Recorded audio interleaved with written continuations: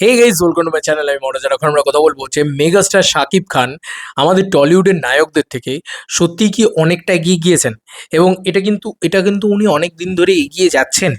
এবং আজকের দিনে দাঁড়িয়ে যে ডিফারেন্সটা তৈরি হয়ে গিয়েছে সেটা কি অনেকটা তৈরি হয়ে গিয়েছে, যে কারণে আর কোনোভাবেই এই গ্যাপটা সম্পূর্ণ করা সম্ভব নয়। সত্যিই কি শাকিব খান টলিউডের নায়কদের থেকে অনেক এগিয়ে গিয়েছেন? বাংলা ইন্ডাস্ট্রি মানে লোকে শাকিব খানের নামটা বোঝে। বন্ধুরা, কিছু কথা ডিটেলসে বলা উচিত। একটা নায়ক, একটা সুপারস্টার, একটা মেগাস্টারের খারাপ সিনেমা বিচার করে যে সেই নায়কের পোটেনশিয়াল কতটা। সেই নায়কের পোটেনশিয়াল কতটা সেটা বিচার করে খারাপ সিনেমা।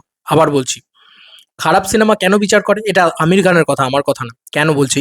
ফ্লপ সিনেমা কত টাকার ব্যবসা করছে সের উপরে ডিপেন্ড করছে তার স্টারডম, এবং সেই ইন্ডাস্ট্রির অডিয়েন্সের ফুটফলস, সেই ইন্ডাস্ট্রির অডিয়েন্সের লয়ালিটি, সেই ইন্ডাস্ট্রির অডিয়েন্সের সেই ইন্ডাস্ট্রির প্রতি কতটা সে টাকা এনে দিচ্ছে।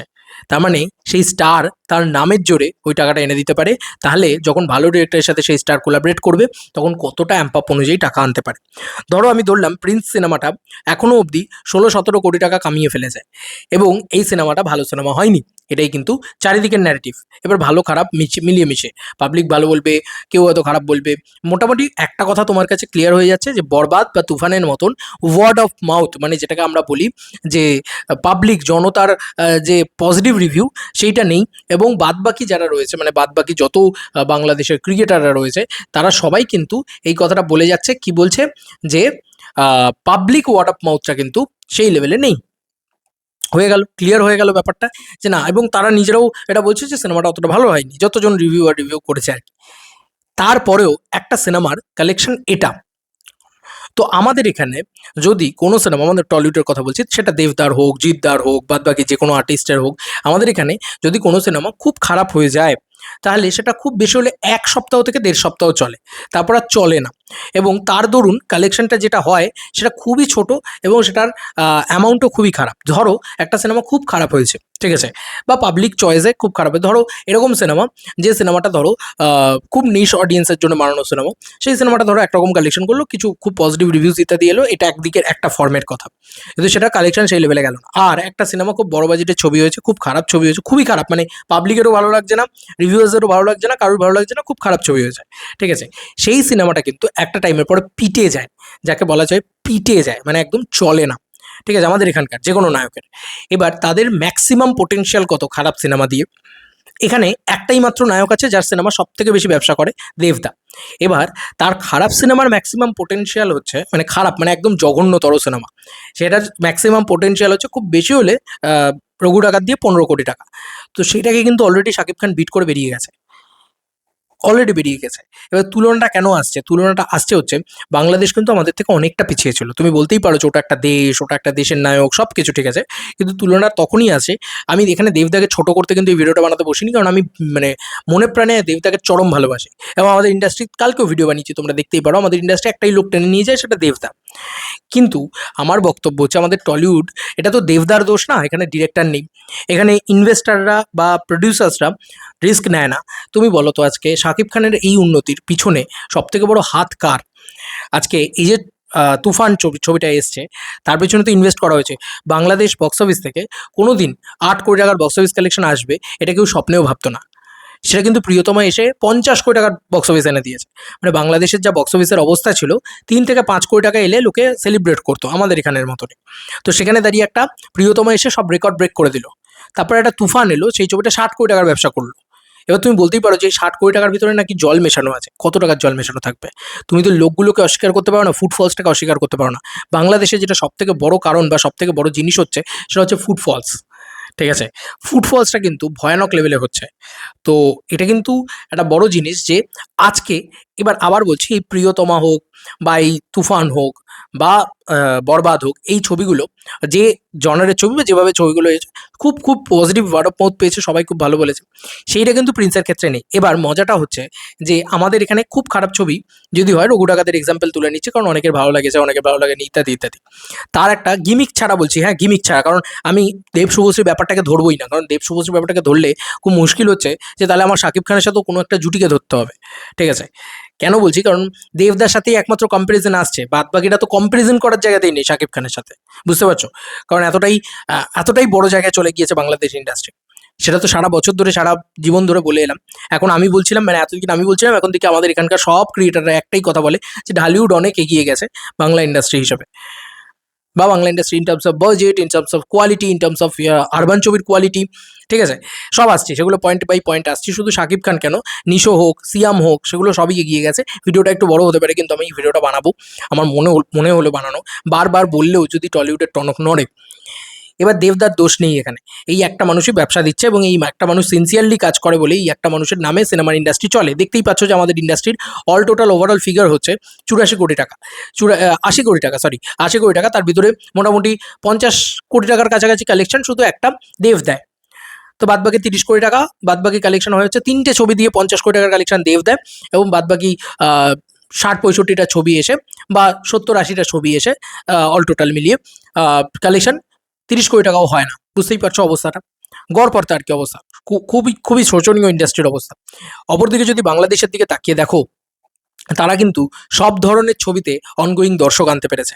বন্ধুরা, সিয়ামের যে রাক্ষস ছবিটা হচ্ছে, তুমি এইটুকু তো অস্বীকার করতে পারবে না যে সিনেমাটার দর্শক হচ্ছে, সিনেমাটা লোকে দেখতে যাচ্ছে হলে, সেখানে কাতারে কাতারে দর্শক বেরোচ্ছে, এবং তার মানে ভিডিও প্রুফ তোমাদের কাছে রয়েছে, তোমরা নিজেরাই দেখিয়ে দিতে পারবে। আমাদের এখানে বলো তো, একটা মির্জা এলো যখন, কটা লোক দেখতে গেছিল? অন্য নায়ক তো, দেব বাদ দিয়ে বলছি, ধরো আমাদের ইন্ডাস্ট্রি পিলার দেব, তোমাদের ইন্ডাস্ট্রি পিলার শাকিব খান। এই দেব আর শাকিব খানকে ওপরের লেভেলে রেখে আমরা নিচের লেভেলে যদি আলোচনা করি, মির্জা কটা লোক দেখতে গেছে?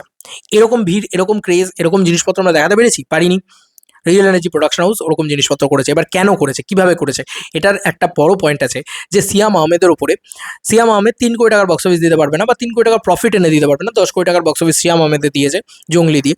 এইরকম একটা ন্যারেটিভ ছিল তো, যে লোকটা 10 কোটি টাকার প্রফিট এনে দিয়েছে, মানে 5 কোটি টাকা মোটামুটি ধরো প্রডিউসার শেয়ার, এবং সেখানে দাঁড়িয়ে একটা ছবি 1 কোটি টাকায় বানানো হলো, জঙ্গলির কথা বলছি, 1 কোটি টাকায় বানানো হলো, এবং সেই ছবিটা 5 কোটি টাকা হলে 4 কোটি টাকা প্রফিট। তো এইভাবেই কিন্তু সিয়ামকে নিয়ে ছবি নির্মাণ করার কথা ভাবতে পারতো ওদের প্রোডাকশন, ওখানকার প্রোডাকশন। তো জঙ্গলির পরে সিয়াম যে ছবিটা সাইন করলো সেটা রাক্ষস, এবং সেটার বাজেট বিরাট। আমি ধরে নিলাম যে রাক্ষসের বাজেট 10 কোটি টাকার উপরে, যেটা কোনোদিনই রিকভার করা পসিবল নয় বাংলাদেশের বক্স অফিস থেকে সিয়ামের দ্বারা। এটাই তো, কিন্তু ওরা রিস্ক নিয়েছে, তাই জন্য আজকে এত কাতারে কাতারে দর্শক দেখতে যাচ্ছে। এবং ওরা যে যে টাকাটা বরবাদ দিয়ে কামিয়েছে, বা যে টাকাটা বরবাদ দিয়ে রোল করেছে, এই জন্য বলে একটা ইন্ডাস্ট্রি ওয়ার্ক করার জন্য খুব ইম্পর্টেন্ট হচ্ছে ফুটফলস হওয়া, পাবলিকের আসা, এবং টাকা রোল হওয়া। টাকা যখন রোল হয়, বড় ছবি যখন টাকা রোল করতে থাকে, তখন নতুন নায়কও উঠে আসে সেই ইন্ডাস্ট্রিতে। তাই বাংলাদেশের ফিল্ম ইন্ডাস্ট্রি অনেকটা বেশি এগিয়ে গিয়েছে আমাদের টলিউডের থেকে। এবং সবথেকে বড় কথা, আমাদের এখানকার টেকনিশিয়ানরা ওয়েল কোরিওগ্রাফড, ওয়েল ডিজাইনড, এবং মানে দে আর হিউজ ট্যালেন্টেড। কারণ বাংলাদেশের যে ইন্ডাস্ট্রির সিনেমাগুলো, মানে যে সিনেমাগুলো এক্সট্রা অর্ডিনারি ব্যবসা করছে, ধরো বরবাদ, ধরো রাক্ষস, ধরো তুফান, ঠিক আছে, এই ছবিগুলো সব আমাদের কলকাতায় বানানো, বা সব আমাদের ইন্ডিয়ার ভিতরে বানানো। তো এই ইন্ডিয়ার ভিতরে, ইভেন প্রিন্স অলসো, তো সেখানে দাঁড়িয়ে এই ইন্ডিয়ার ভিতরে বানিয়ে আমাদের এখানকার টেকনিশিয়ানদের নিয়ে আমাদের ছবি বানাতে যে টাকাটা লাগবে, বাংলাদেশের আরও বেশি টাকা লাগবে, খুব স্বাভাবিক বিষয়। কারণ তারা বাইরের দেশ থেকে এসে, আমাদের যতই হোক, তারা তো মানে আমাদের দেশীয় নয়, তারা তো বাইরে বিদেশ থেকে আসছে, তাই না? হিসাব মতন বাংলাদেশও তো বিদেশ। তো তাদের একটা এক্সট্রা চার্জেস দিতে হচ্ছে, তাদের একটা খরচ এক্সট্রা দিতে হচ্ছে, যেটা আমাদেরকে দিতে হচ্ছে না। তারপরেও আমরা কিন্তু নির্মাণ করতে পারছি না, শুধুমাত্র আমরা ভয়ে আছি। এটা কি চলবে? এটা কি হবে? এবার আসি সবথেকে বড় কথা, কেন শাকিব খান আমাদের টলিউডের যে কোনো নায়কের থেকে এগিয়ে গিয়েছে? কারণ শাকিব খানের খারাপ সিনেমা দুরন্ত ব্যবসা করে। এইটা হচ্ছে শাকিব খানের সবথেকে বড় স্ট্রেংথ, যে শাকিব খান প্রিন্সের মতন জঘন্য একটা সিনেমা বানিয়েছে। ধরো আমি প্রিন্স খুব জঘন্য ছবি হয়েছে আমি ধরলাম, বা খুব ভালো হয়েছে, যাই হয়ে যাক না কেন, প্রিন্স কিন্তু ক্রিটিক্যালি অ্যাক্লেম ছবি হয়নি, যেটা তুফান বা বরবাদ হয়েছে। আবার বলছি, সেখানে দাঁড়িয়ে শাকিব খানের সিনেমার কি ব্যবসা হচ্ছে? আমি এটা প্রিয়তমার সময় বলেছিলাম, যে একটা সিনেমা, একটা লোকের সিনেমা ব্যবসা করে শুধু তার নামের জোরে। এবার আমাদের এখানের ম্যাক্সিমাম ব্যবসাটা হচ্ছে, কি বললাম, 15 কোটি টাকা, তাও দেবের। আর সেটা শাকিব খান কতটা বেশি তোমরা দেখো, এখন সবে 1 সপ্তাহের ভিতরে তারা 16 কোটি টাকার কাছাকাছি তুলে নিয়েছে। তারপরে মাল্টিপ্লেক্সে শো দেওয়া হচ্ছে না, নানা রকম সমস্যা ইত্যাদি তো রয়েছে। এবার তার ভিতরেও সিন্ডিকেট রয়েছে, সব জায়গায় থাকে, এটা নিয়ে আমি আলাদা করে আর পয়েন্ট তুলতে গেলাম না। কিন্তু এই শাকিব খান, তুমি বলো লাইফ টাইমে মিনিমাম 30 কোটি টাকার একটা ব্যবসা করবে তো? 30 থেকে 50 কোটি টাকার ব্যবসা করবে। তো 30 থেকে 50 কোটি টাকা সিঙ্গেল স্ক্রিনের যে বিজনেস, বা যে ফুটফলসটা, যেটা হয়তো কোনো তোয়াক্কাই করে না, যেটা সালমান খানের, যে একটা টাইমে সালমান খানের সিনেমা কোনো তোয়াক্কাই করতো না, মানে কোন রিভিউজ কি বললো, কোন কি বললো, অ্যাভারেজ ছবিও দারুণ ব্যবসা করে বেরিয়েছে, তো সেটা শাকিব খানের হয়েছে। এটা তুমি গুজরাটি ইন্ডাস্ট্রির দিকেও তাকিয়ে দেখো, আমাদের ইন্ডাস্ট্রি এখানে আমরা এত কথা বলি, সাউথের কথা তো বাদই দিলাম, আমি গুজরাটির কথা বলছি, সেখানে খুব খুব অ্যাভারেজ ছবি তৈরি হচ্ছে কিন্তু অডিয়েন্স দেখতে যাচ্ছে, আমাদের এখানে অডিয়েন্স দেখতে যাচ্ছে না। তার মানে আমাদের ট্রাস্টটা তৈরি হচ্ছে না আমাদের নায়কদের প্রতি। মানে সেই যে একটা হিউজ পরিমাণে, মানে একটা নায়ককে ভালোবেসে আমি 100 কোটি টাকা কামিয়ে দেবো তোমাকে, তোমার ভালো ছবি হলে আমি তোমাকে 100 কোটি টাকা কামিয়ে দেবো বা তোমাকে 80-82 কোটি টাকা কামিয়ে দেবো, কিন্তু যদি তোমার খুব খারাপ ছবি হয় তাও তোমার মিনিমাম কালেকশনটা 30 to 40 CR হবে। এইটা তো একটা নায়কের পাওয়ার, হয় কি নয় তুমি আমাকে এটা বলো। তো সেই জায়গা থেকে তো শাকিব খান অনেক বেশি এগিয়ে গিয়েছে, এবং এই যে বললাম বারবার বলছি যে একটা নায়কের স্টারডাম বিচার হয় ফ্লপ ছবি দিয়ে, তো শাকিব খানের সেখানে তো স্টারডামটা বিচার হয়ে গেল ফ্লপ ছবি দিয়ে, সে যে কত বড় সুপারস্টার এটা তো বিচার হয়ে গেল। এবার আমি কেন বাদবাকিদের নামই নিলাম না টলিউডে, বুঝতেই পারছো যে তারা কোন তলানিতে আটকে রয়েছে। দেবদা একমাত্র যে একটুখানি ইন্ডাস্ট্রিকে টেনে নিয়ে যাচ্ছে, ধরো একটা খাদান বানালো, আমাদের এখানে যদি খুব ওয়ার্ড অফ মাউথ ভালো হয়ে যায়, ছবি যদি খুব ভালো হয়ে যায়, তাহলে ম্যাক্সিমাম কালেকশন হয়ে হচ্ছে 26 থেকে 30 কোটি টাকা, সেটা দেবদারই ছবির একমাত্র হয়। তাই এখানকার মাসিহা, এখানকার বাপ, এখানকার সব কিছু দেবদা, এবং বাদবাকিদের কালেকশন আমি খুব সত্যি কথা বলছি তোমাদেরকে, 1 কোটি টাকার উপরে যেতে অনেক বাংলা ছবি এখানকার হিমশিম খায়। এবার আমি পাশের দেশেরই সিনারিও নেবো, বাংলাদেশেরই সিনারিও নেবো, তুমি বলো তো 1 কোটি টাকার উপরে মাল্টিপ্লেক্স কালেকশন কটা বাংলা ছবির ইতিমধ্যে হয়েছে, তুমি আমাকে এইটা বলো, আমাকে বলো আমাদের এখানকার মাল্টিপ্লেক্স কালেকশনে লাস্ট ইয়ারে 2025 সালে কতগুলো বাংলা ছবি আছে যেগুলো 1 কোটি টাকার উপরে ব্যবসা করেছে। দেবের ছবি আছে একমাত্র যেগুলো 2 কোটি টাকার উপরে ব্যবসা করেছে, দেব একমাত্র যেখানে 2 কোটি টাকার উপরে মাল্টিপ্লেক্স ব্যবসা হয়েছে, আর একটা একেন বাবু পাবে, এর বাইরে আর একটা ছবি দেখাতে পারবে যেটা 2 কোটি টাকার উপরে ব্যবসা করেছে মাল্টিপ্লেক্সে। এবার আমি তোমাদেরকে পাশেরই একটা সিনারিও দেখাচ্ছি বাংলাদেশের, রাক্ষস ছবিটা 1 কোটি টাকার উপরে ব্যবসা করে নিয়েছে, দম ছবিটাও 1 কোটি টাকার উপরে ব্যবসা করে নিয়েছে মাল্টিপ্লেক্সে, প্রিন্স ছবিটাও 1 কোটি টাকার উপরে ব্যবসা করে নিয়েছে মাল্টিপ্লেক্সে, বনলতা এক্সপ্রেসও 1 কোটি টাকার উপরে ব্যবসা করে নিয়েছে মাল্টিপ্লেক্সে। তো এইটা হচ্ছে একটা ইন্ডাস্ট্রির অনগোয়িং সিচুয়েশন, যে একটা ইন্ডাস্ট্রি কি সুন্দরভাবে চলছে, কি কি সুন্দরভাবে, শুধু সাকিবের ছবি চলছে তাই নয়, বুঝতে হবে একটা ইন্ডাস্ট্রির অনগোয়িং সিচুয়েশনটা দেখো। আজকে দমের মতন ছবিও চলছে, বনলতার মতন ছবিও চলছে, কমার্শিয়াল ছবি হিসেবে রাক্ষসও চলছে, প্রিন্সও চলছে। তো বুঝতে পারছো যে একটা একটা ইন্ডাস্ট্রির যে অনগোয়িং সিচুয়েশন সেটা অনেক বেটার বাংলাদেশে, সেখানে আমাদের এখানে নেই সেই সিচুয়েশন। এবার কিভাবে কি করা যাবে আই ডোন্ট নো, আমি বলে দিলাম ওরা কিন্তু আমাদের থেকে অনেকটা নিচের দিকে ছিল, ওরা নিজেরাই বলে, এটা বাংলাদেশি বলে এই কথাটা, যে ওয়ান্স আপন এ টাইম আমরা শুধু দেবদাজিদার ছবি দেখতাম। এই ঘটনা কিন্তু ঘটেছে 2017 অব্দিও এই ঘটনা ঘটেছে, তারপরে হঠাৎ করে একটা ড্রাস্টিক্যাল চেঞ্জ চলে এলো আফটার কোভিড, যেখানে শাকিব খান হঠাৎ করে একটা বিরাট বড় আরো বড় আকারের মেগাস্টার হয়ে উঠলো। শাকিব খান কিন্তু চিরকাল খুব ভালো ছবি দিয়ে মেগাস্টার হয়ে ওঠেনি, তাই জন্য তার স্টারডামটা সবসময় কাবিলে তারিফ করার মতন। তো শাকিব খান যে অনেকটা বেশি এগিয়ে রয়েছে, এবং এই মার্জিনটাকে যার কোনোদিনই বিট করা যাবে না, কেন করা যাবে না সেটাও আমি তোমাদেরকে বলে দিচ্ছি।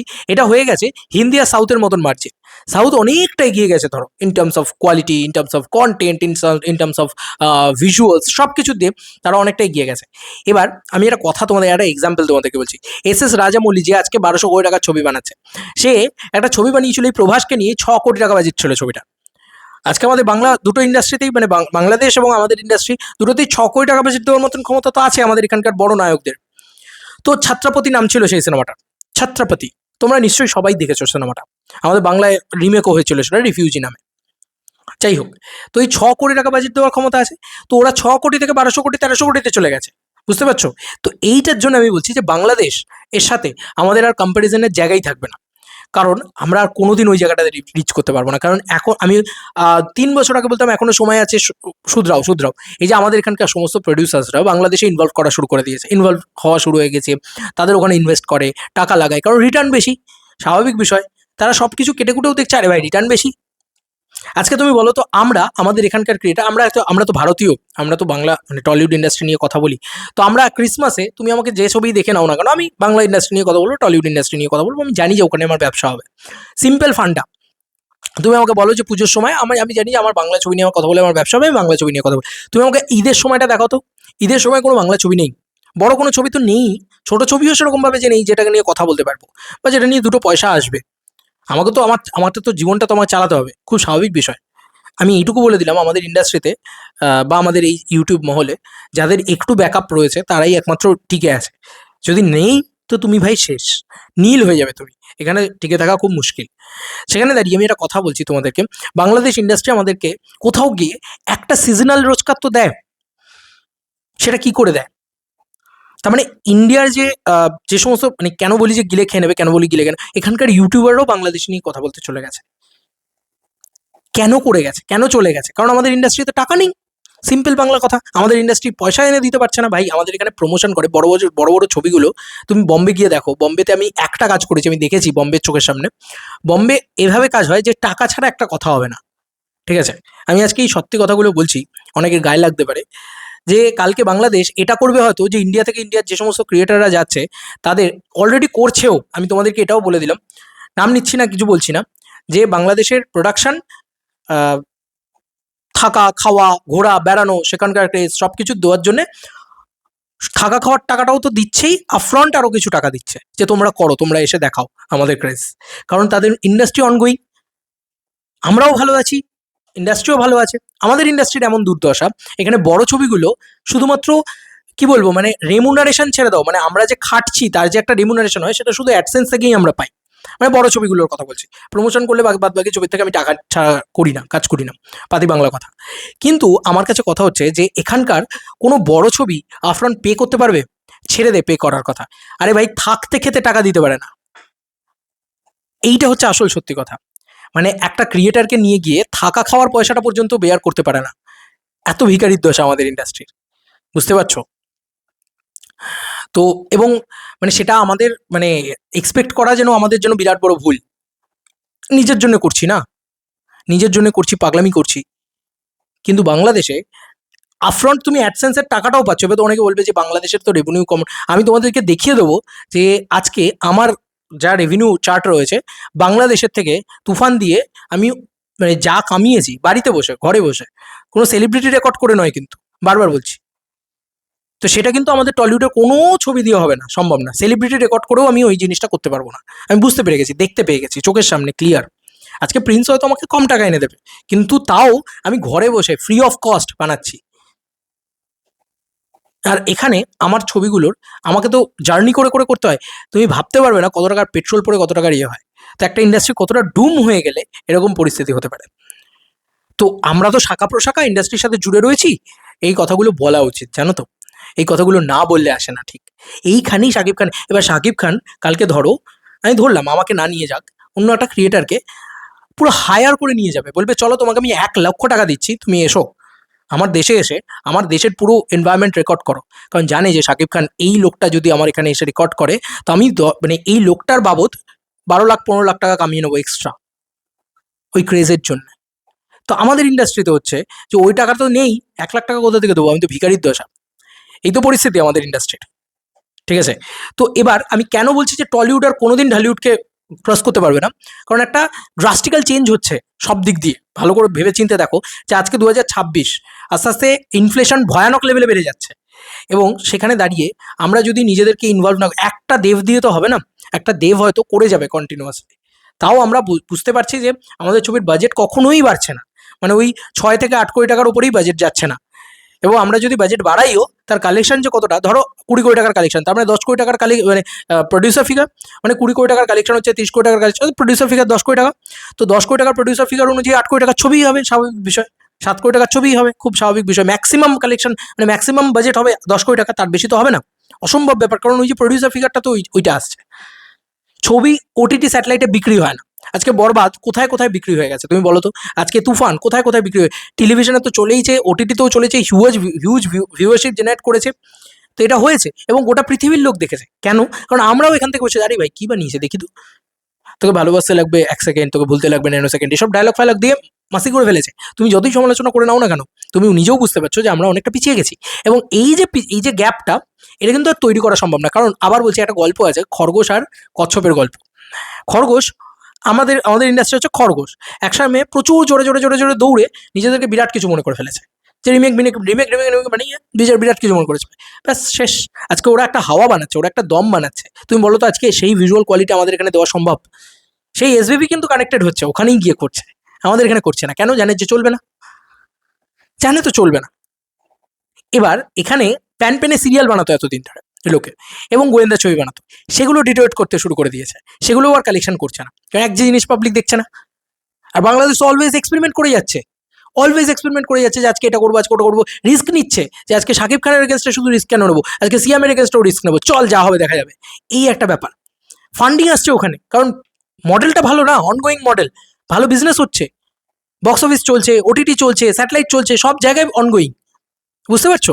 তো আজকে কে বলতে পারে যে বাংলাদেশ পুরোপুরি টেক ওভার করে নিল, বাংলাদেশের যে ইন্ডাস্ট্রি পুরোপুরি টেক ওভার করে নিল, এটা আমি 3 বছর আগে বলতাম, লোকে হাসাহাসি করতো। আজকে তো ঘটনাটা ঘটেছে, আজকে তো এখানকার বড় বড় ক্রিয়েটাররা সেম ভিডিওটাই বানাচ্ছে যে বাংলাদেশের ঢলিউড ইন্ডাস্ট্রি অনেক এগিয়ে গেছে, এবং আমি বারবার বলছি এই কম্পারিজন কোনোদিন, মানে এই জায়গাটা কোনোদিন আর বিটই করা যাবে না, যেটা শাকিব খান যে পরিমাণে এগিয়ে গিয়েছে, বা আজকে সিয়াম যে পরিমাণে এগিয়ে গিয়েছে, প্রিন্স সব থেকে বড় এক্সাম্পল। আজকে শাকিব খান এত বড় বড় ছবি করেছে, ধরো তুফান করেছে, বরবাদ করেছে, এত বড় বড় ছবি করেছে, এত কিছু করেছে, করার পরে যখন শাকিব খান এসে আজকে প্রিন্স করছে, প্রিন্স ছবিটা তো কখনোই ওই লেভেলটা নয়, আমরা টিজার লেভেলে বুঝতে পারছি সব কিছু, কিন্তু তুমি দেখো সেটা হাইপ দেখো, সেটা থেকে আর্নিং দেখো, সিম্পল বাংলা কথা। তো সেইটা যদি তুমি ভালো করে লক্ষ্য করে দেখো, আমাদের এখানে সেটা সম্ভবই নয়, এইটাকে বলে স্টারডাম, এটা সম্ভবই নয় আমাদের এখানে। আমাদের এখানে ভালো ছবি, মানে খুব খুব ভালো ছবি, দেবদা যেটা করছেন খুব ভালো ছবি নির্মাণ করছেন, তার সাথে ওনার স্টারডামটা যাচ্ছে, তবে গিয়ে ওই কালেকশনটা আসছে। আমরা তো ৮০-৮২ কোটি টাকা, অথচ আমরা কিন্তু একসময় ৫০-৫৫ কোটি টাকার বক্স অফিস দিয়েছি, দেবদাই দিয়েছেন, কিন্তু আজকে তার পরের পার্ট আনতেই পারি না আমরা, ভয়, যদি না কালেকশন হয়, এই হচ্ছে আমাদের পরিস্থিতি।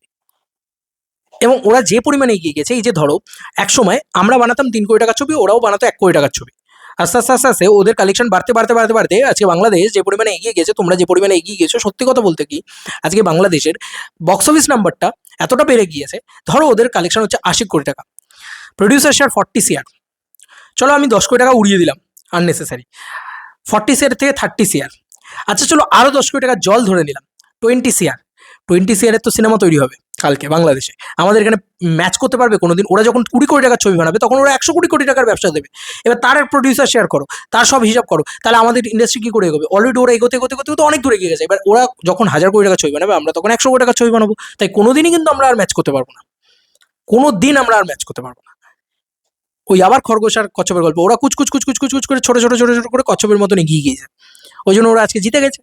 এবং ওরা যে পরিমাণে জিতে গিয়েছে, এই জায়গাটাকে ম্যাচ করতে গেলে আমাদের ছবির, আমাদের অডিয়েন্সের সেই জায়গাটা দরকার। ওদের একটা জিনিস, সব থেকে জিনিস, সেটা হচ্ছে হিন্দি সাউথের সাথে ওদের কম্পিটিশন করতে হয় না, ওদের ওখানে অত দর্শক অত সিনেমা দেখে না, এবং মানে সাউথ বলিউডের সিনেমার কথা বলছি আর কি। এবং সেখানে এই যে দবদবাটা বা ধুরন্ধর টু এখানে এসে যে দাপটটা দেখাচ্ছে, সেই দাপটটা তো বাংলাদেশে গিয়ে দেখাচ্ছে না, বাংলাদেশের ছবিগুলো তো বাংলাদেশে ব্যবসা করবে, ঠিক আছে? এই একটা পয়েন্ট আছে, এই একটা পজিটিভ দিক তুমি দেখতে পারো, বাদ বাকি তো ওরা অনেক এগিয়ে গিয়েছে ইন টার্মস অফ কন্টেন্ট। তুমি বলো আজকে একটা বরবাদ বানাতে পেরেছি আমরা, মানে প্রোডাকশন কোয়ালিটির কথা বলছি, কারণ ওরা প্রিয়তমাকেও সাপোর্ট করেছে, কারণ ওরা রাজকুমারকেও সাপোর্ট করেছে, কারণ ওরা জঙ্গলিকেও সাপোর্ট করেছে, যেটাকে নিয়ে তুমি বলবে যে তো এটা চার্লি 777 চার্লির রিপপ বাংলার এই হ্যানা ত্যানা মেয়ে কুকুর এসব নিয়ে অনেকে ইয়ে করবে, কিন্তু দেখো ওরা এগিয়ে গিয়েছে, তুমি সমালোচনা করছো, তুমি সমালোচনা করে ডুবে যাচ্ছ। আমাদের ইন্ডাস্ট্রির সব থেকে বড় রিজন হচ্ছে, সব থেকে বড় প্রবলেমেটিক সিচুয়েশন হচ্ছে সমালোচনা, পাবলিক বেশি নাক ছিটকানো, ঠিক আছে? একে তো কিছু লোক আছে বেশি সমালোচনা করবো, আর কিছু লোকের আছে নাক ছিটকানো, যে এই সমালোচনা দেখে আবার কি দেখতে যাবো ভাই, হবে না, এই এই করে করে শেষ। ওরা কোথায় এগিয়ে গেছে, জীবনে বিট করা যাবে না আর, এটাও আমি বলে দিলাম। মিলিয়ে নিও, 3 বছর আগে বলেছিলাম যে বাংলাদেশ টলিউডের থেকে এগিয়ে গেছে, টলিউডকে গিলে খাবে বাংলাদেশের সিনেমা ইন্ডাস্ট্রি, সেটা শাকিব খান এবং সিয়াম। আজকে সিয়ামও উঠে এলো যে বাংলাদেশকে গিলে, মানে বাংলাদেশ ইন্ডাস্ট্রি হিসেবে এখানে এসে দাপট বসাচ্ছে, কামড় বসাচ্ছে। এবার তুমি বলো আজকে জিদ্দা কেন প্যান ইন্ডিয়া যাওয়ার জন্য এত ইয়ে করছে? কারণ ইন্ডাস্ট্রির ভিতরে কিছু নেই, খোকলা ইন্ডাস্ট্রি হয়ে গেছে, শুধু পলিটিক্স আছে এই ইন্ডাস্ট্রির ভিতরে, আর কিছু নেই। আমাকে বলো একটা আমাদের মতন ক্রিয়েটারদের ব্যবসাটা কোথা থেকে হয়? বড় ছবি থেকে ব্যবসা হয়। তো বড় ছবিগুলো আসে কোনটা? মানে এবছরের একটা মাত্র ছবি যেটা তোমাকে একটু হলেও, মানে কি বলবো, অ্যামাউন্ট বলে দিলে আমার এবার অ্যামাউন্ট বলে দিতে ইচ্ছা করছে, মানে মনে হচ্ছে যে কিভাবে চালাচ্ছি ভাই। একটা ব্যাপারটা হচ্ছে যে একটা মাত্র বড় ছবি যেটা দেশু 7, সেটা দিয়ে তুমি ব্যবসা করতে পারবে, আদারওয়াইজ তুমি কোনো ব্যবসাই করতে পারবে না সারা বছর ধরে। এই তো সিনারিও। তুমি বলো তো শাকিব খানের 2টো ছবি, ওখানে গ্যারান্টি টু গ্যারান্টি ব্যবসা, নিশোর ছবি দিয়েও ব্যবসা হয়। ইয়ার কি হচ্ছে, নিশোর দমের রিয়াকশন করেছি, ভিডিও ভিউজ দেখো। আমাদের এখানে একটা আবিরের ছবির রিয়াকশন করো তো, ভালো ছবির কথা বলছি, কাবুলিওয়ালার কথা বলছি, ভিউজ দেখো, নিশোর ছবির ভিউজ দেখো, নিশোর টাকা দেখো, আমি খুলে দেখিয়ে দিতে পারি top earning videos. Honestly speaking ভাই বাংলাদেশ অনেক এগিয়ে গেছে, এবং যে পরিমাণে এগিয়ে গিয়েছে ওরা একটা কি বলবো ওয়েব কন্টেন্টে এগিয়ে গিয়েছে। ওরা হলের ভিতরেও ওরা একটা গ্র্যান্ড স্কেলে একটা সার্ভাইভাল থ্রিলার বানিয়ে সেই দিক দিয়েও এগিয়ে যাচ্ছে। কমার্শিয়াল ছবিতেও ওরা এগিয়ে যাচ্ছে, এবং সবথেকে বড় কথা শাকিব খান হচ্ছে ওদের সবথেকে বড় রত্ন। কারণ শাকিব খান এমন একটা নায়ক, যে নায়ক খারাপ ছবি দিয়েও ব্যবসা করে। আমাদের এখানে সেটা নেই। খারাপ ছবি বানালে তোমার ওই বিজনেস কোনোদিন হবে না, ট্র্যাশ করে যাবে। শাকিব খানের ছবিটা কিন্তু ট্র্যাশ করছে না, ভালো করে লক্ষ্য করে দেখো। প্রিন্স ছবিটা কিন্তু ট্র্যাশ করছে না, চলছে চলছে চলছে চলছে। হাজার সিন্ডিকেট, হাজার পলিটিক্স সব কিছু করুক, হ্যাঁ আমি ডেফিনেটলি আমি অনেস্টলি স্পিকিং যে বরবাদ দিয়ে যে আর্নিংটা হবে বা তুফান দিয়ে যে আর্নিংটা হবে সেটা হবে না। কিন্তু আমি তোকে অনেস্টলি এই কথাটাও বলে দিলাম যে আমাদের এখানে ফ্লপ ছবি বা ফ্লপ বা খারাপ ছবি যা যা আর্নিং, তার থেকে শাকিব খানের ছবির আর্নিং বেশি হয়ে যাবে খারাপ ছবি দিয়ে। একটা ইন্ডিয়ার ছেলেকে বেশি বেনিফিট দিতে পারছে, তো সে কি করবে? এবং কালকে আমি বারবার বলছি, এই যে কোন দিক দিয়ে এগিয়ে গেছে, কেন আজকে বাংলাদেশ বাংলাদেশ করবে আমাদের বাংলার সমস্ত ক্রিয়েটাররা, মিলিয়ে নিও আমার কথা। আজ থেকে 5 বছর বাদে কোন জায়গায় যেতে চলেছে তুমি মিলিয়ে নিও আমার কথা। যে বাংলাদেশ আমাদেরকে হায়ার করবে, বলবে এসো তোমাদেরকে আমি আপফ্রন্ট পেমেন্ট করছি, তোমাকে 1 লাখ দিচ্ছি, 2 লাখ দিচ্ছি, তুমি ওরাও তুমি তোমার মতন, তোমাকে এটা তোমার রেমুনারেশন, তোমাকে এটা দিচ্ছে। আমাদের ইন্ডাস্ট্রি তো ক্ষমতাই নেই দেওয়ার, অথচ আমরা কিন্তু ফ্রি অফ কস্ট প্রমোশন করি ভাই। ফ্রি অফ কস্ট সব ছবির প্রমোশন করছি, কি না একটু অ্যাডসেন্স থেকে টাকা কামিয়ে নিজের মতন ভালো থাকবো। এই ইন্ডাস্ট্রিতে কে থাকবে তুমি আমাকে বলো? এখানে কেউ টাকা কামাতে আসে না ভাই, বাংলা সিনেমা নিয়ে যারা কথা বলে, সিরিয়াসলি বলছি। কিন্তু বাংলাদেশ আজকে যে জায়গায় এগোচ্ছে, তাতে এই ক্রিয়েটারগুলোকে টাকা দেবে। এবং তোমাদেরকে আমি একটা কথা বলে দিই, হিন্দিতে সুরজ কুমার হোক বা আরও যত বড় বড় ক্রিয়েটার আছে, যতজন যারা ওখানে কাজ করে, এই হিন্দিতে প্রতিটা ছবি, বড় ছবি এলে তারাও টাকা দিয়েই কাজ করায় এই সমস্ত ক্রিয়েটারদের। এবং যারা ছোট ছবি বানাচ্ছে তাদেরও ওইখানে কাজ হয়। কেন? কারণ ওদের মার্কেট বড়, তাই জন্য ওরা দিতে পারছে। আমাদের ভিখারির দশা, আমরা দিতেই পারি না, আমরা থাকা খাওয়া দিতে পারি না ঠিকভাবে। তো এই হচ্ছে পরিস্থিতি, ঠিক আছে? তো এভাবে কি করে সম্ভব তুমি আমাকে বলো না। এই হচ্ছে বিষয়, আমি তোমাদেরকে এটাই বললাম। তাও ভাবো আমরা টলিউডের সেলিব্রিটিদের রেকর্ড করছি, বাংলাদেশের সেলিব্রিটিদের আমরা রেকর্ড করছি না। বাংলাদেশের সেলিব্রিটিরা এভাবে প্রচার করে না। আমাদের এখানে প্রচার ইত্যাদি হয়, তবু সেইটা দিয়ে আমরা দুটো ইভেন্ট হলে আমরা দুটো পয়সা একটু পয়সার মুখ দেখতে পাই। যদি হাইপ থাকে ছবি, যদি হাইপ না থাকে তো ছাড় ভাই, পুরো টাকাটাই লস, মানে যাতায়াতের টাকা ওঠে না, এরকম পরিস্থিতি। তো এখানে দাঁড়িয়ে তুমি আমাকে একটা কথা বলো তো, যে আজকে যদি আমরা যদি ইয়ের সেলিব্রিটিদের, মানে সো কল্ড বাংলাদেশের সেলিব্রিটিদের রেকর্ড করতে সুযোগ পাই, তাহলে আমাদের কি হতে পারে? এবং আমরা তাহলে কেন সেটাকে সাপোর্ট করব না? চোখের সামনে দেখলাম, আমি যেখানে বড় হলাম, আমার নিজের ইন্ডাস্ট্রি কীভাবে ধসে গেল। এবং এই কম্প্যারিজন, এই জিনিসটা, মানে এই যে কি বলবো, মানে এই যে দূরত্বটা তৈরি হয়ে গিয়েছে, এটা কম্পাউন্ডিং এর খেলার মতন। মানে তুমি টাকা জমাচ্ছ, কম্পাউন্ডিং 1 টাকা থেকে 2 টাকা, 2 টাকা থেকে 3 টাকা, 3 টাকা থেকে 4 টাকা, এবং কত কত কোটি টাকা হয়ে যাচ্ছে। বুঝতে পেরেছো গল্পটা এরকম? আর এরা হচ্ছে প্রথম দিনই 20,000 টাকা জমিয়েছে, কিন্তু তারপরে আর জমাতেই পারেনি, শেষ শেষ, সেই কারণে শেষ। তো এই হচ্ছে ব্যাপার। এটা আর উন্নতি হওয়া সম্ভব নয়, আমি এটাও তোমাদেরকে বলে দিলাম। এটা কিন্তু উন্নতি হওয়া সম্ভব নয়, আর কোনো চান্স নেই। কারণ তুমি কি বলবে, খাদান 2 এসে কত টাকার ব্যবসা করবে? 60 কোটি টাকার ব্যবসা করবে? করবে না তো। তুমিও জানো, আমি জানি আমাদের মার্কেট কতটুকু। আর একটা দেবদা এসে কত কি হবে? আমাদের এখানে ড্রাস্টিক্যাল চেঞ্জেস দরকার। আর ওরা যে জায়গাটা এগিয়ে গেছে, আমরা আর বিট করতে পারবো? আমরা কোনোদিন বিট করতে পারবো? আমরা আর কম্পাউন্ডিং এর খেলেও বিট করতে পারবো না। অনেক এগিয়ে গেছে, অনেক। কারণ খারাপ ছবিও ব্যবসা করছে ভাই, সিম্পল বাংলা কথা, খারাপ ছবিও ব্যবসা করছে। আমাদের এখানে খারাপ ছবি ছেড়ে দেয়, ভালো ছবি ব্যবসা করে না। যাই হোক, এই ছিল এখনকার মতো ভিডিও। কি আর বলবো, বলে গেছি ওয়ান্স আপন এ টাইম, আজকে হচ্ছে যা যা কথা বলেছি। আই হোপ, আর আশা করবো যে আমাদের ইন্ডিয়ার যে সমস্ত ক্রিয়েটাররা বাংলা ছবি নিয়ে কথা বলেন, তাদেরকে বাঁচাবে একদিন বাংলাদেশ ফিল্ম ইন্ডাস্ট্রি। এই হোপটা রাখলাম যে বাংলাদেশ ফিল্ম ইন্ডাস্ট্রি শুধু অ্যাডসেন্সের ইনকাম দিয়ে বাঁচাবে তাই নয়, তারা হায়ার করবে, যে চলো তোমাদের প্রমোশনাল পার্টনার হিসেবে হায়ার করলাম। ঠিক আছে, চলো বন্ধুরা, নতুন কোনো ভিডিওতে দেখা হবে, বাই।